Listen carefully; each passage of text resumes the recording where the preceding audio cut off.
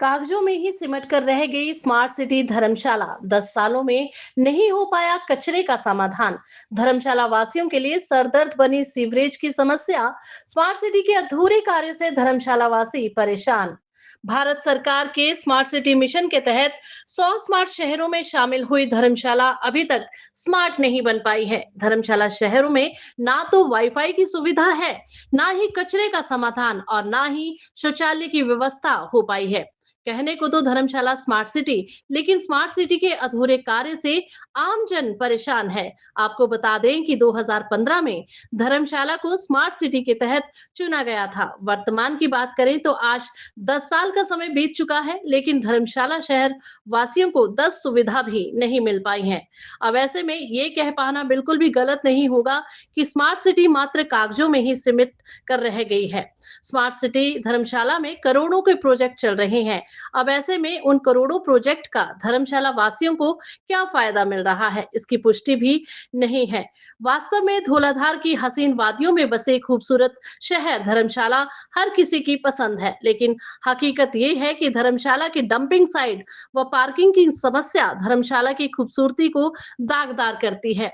हालांकि धर्मशाला के निर्माण कार्य को लेकर कई बार स्थानीय लोग भी विरोध कर चुके हैं। उसके बावजूद भी धर्मशाला की सड़कों पर बड़े गड्ढे, सड़कों पर घूमते बेसहारा पशु, स्मार्ट सिटी धर्मशाला में तारों का जंजाल, इन सब से अभी तक धर्मशाला वासियों को राहत नहीं मिली है।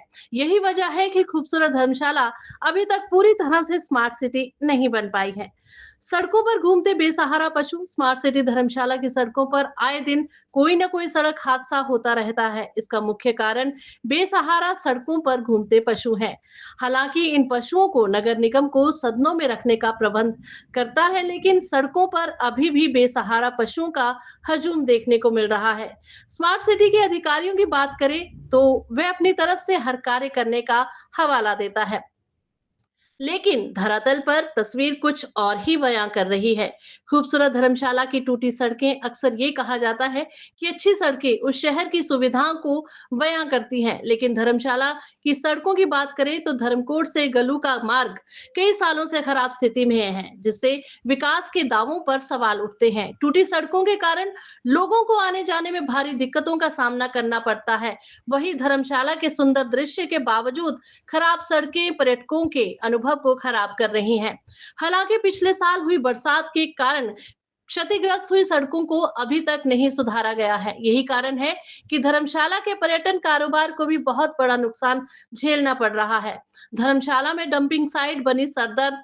वर्तमान में स्मार्ट सिटी धर्मशाला की डंपिंग साइट शहर वासियों के लिए सरदर्द बनी हुई है। 2011 की जनगणना के अनुसार धर्मशाला की आबादी की बात करें तो लगभग 65,000 संख्या वाले इस शहर का रोजाना 18 से 25 टन तक का कचरा इस डंपिंग साइट पर डंप किया जाता है। कचरे का सही समाधान ना होने से लोगों को न केवल सांस लेने में दिक्कतों का सामना करना पड़ता है, बल्कि डंपिंग साइट के साथ लगते सरकारी कार्यालय में कर्मचारियों को भी काम करने में दिक्कतों का सामना करना पड़ता है। लेकिन इन सभी समस्याओं से नगर निगम धर्मशाला कोसों दूर है। धर्मशाला नगर निगम के आयुक्त जफर इकबाल का कहना है कि धर्मशाला स्मार्ट सिटी प्रोजेक्ट के लिए टोटल 80 प्रोजेक्ट अप्रूव हुए थे। उन प्रोजेक्ट के लिए 550 करोड़ रुपए की राशि स्वीकृत की गई थी। उन्होंने कहा कि धर्मशाला स्मार्ट सिटी की अधिकतर कार्य पूरे हो चुके हैं और अन्य कार्य पर हम काम कर रहे हैं और काम किया जा रहा है। उन्होंने कहा कि धर्मशाला में सीवरेज की समस्या अभी तक उस पर कोई समाधान नहीं हो पाया है। हालांकि जो भी पेंडिंग कार्य चल रहे हैं वे बजट ना होने की वजह से आधार में लटके हुए हैं। उन्होंने कहा कि जैसे ही बजट का प्रावधान होता है, धर्मशाला स्मार्ट सिटी में लटके अधूरे कार्य को जल्द पूरा किया जाएगा। धर्मशाला स्मार्ट सिटीज़ मिशन एक आया था, जो उसमें कॉन्सेप्ट ये था कि धर्मशाला सिटी के लिए कुछ प्रोजेक्ट्स थे वो फाइनलाइज़ किए गए थे और उन प्रोजेक्ट्स की इम्प्लीमेंटेशन करनी थी। तो टोटल अगर बजट की बात करें तो 550 करोड़ रुपए का ये प्रोजेक्ट था, जिसमें भारत सरकार से 500 करोड़ थे और 50 करोड़ जो है स्टेट गवर्नमेंट से थे। उसमें कुछ प्रोजेक्ट कॉस्ट के बजट था, जिसमें 509 करोड़ के प्रोजेक्ट्स थे और बाकी A&O ही बोलते हैं आप, एडमिनिस्ट्रेटिव एक्सपेंसेस थे।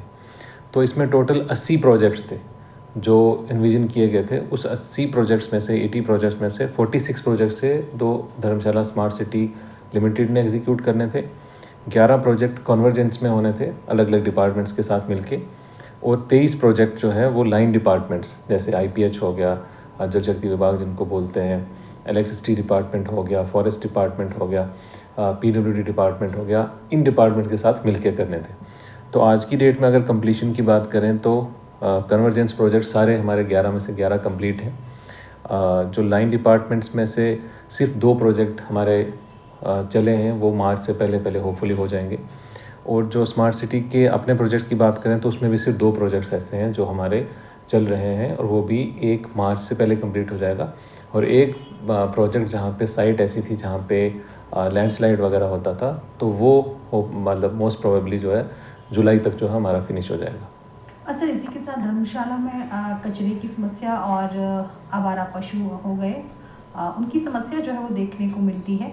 किस तरह से उनका जो है वो सोल्यूशन जो है वो निकाला जा रहा है, और क्या प्रोजेक्ट इसमें भी MC के पास नए हैं?